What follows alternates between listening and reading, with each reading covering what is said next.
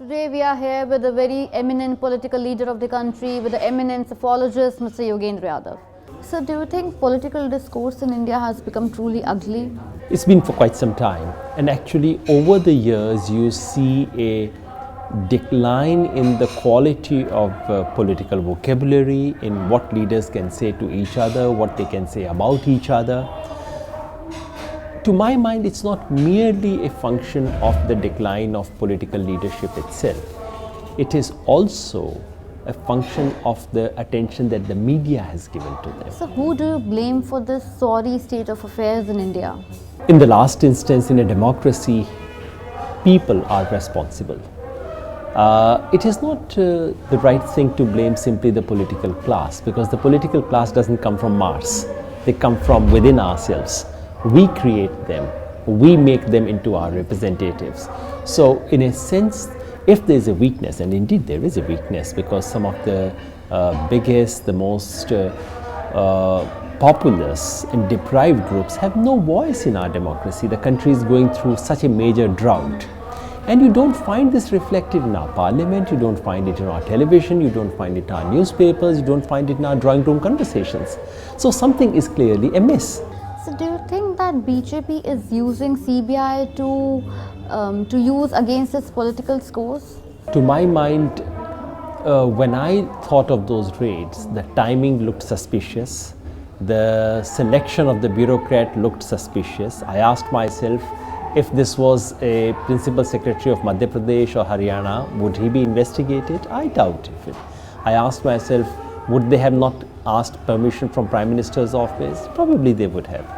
So yes, this does look suspicious. But what should be the response? Should the response be that the Chief Minister jumps to the rescue of a bureaucrat? An honest Chief Minister would have simply said, all right, please conduct raids, please do investigations, everything is open, I have nothing to hide, you will find nothing and you will stop it.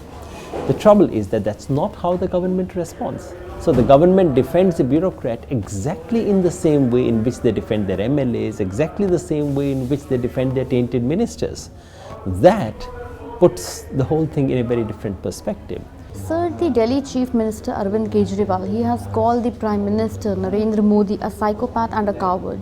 They both hold a very eminent chairs.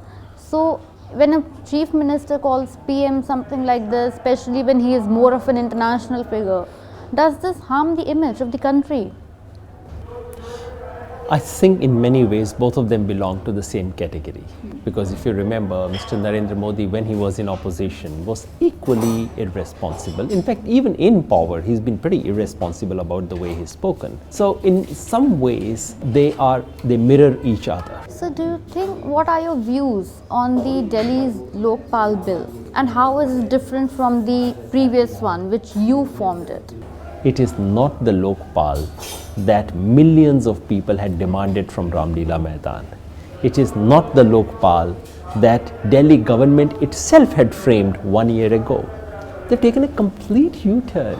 Every single provision that was demanded from Ramlila Maidan, which we had forced the Congress to concede, and when Congress came up with a half-hearted bill, we said this, not even a mice can be caught with that.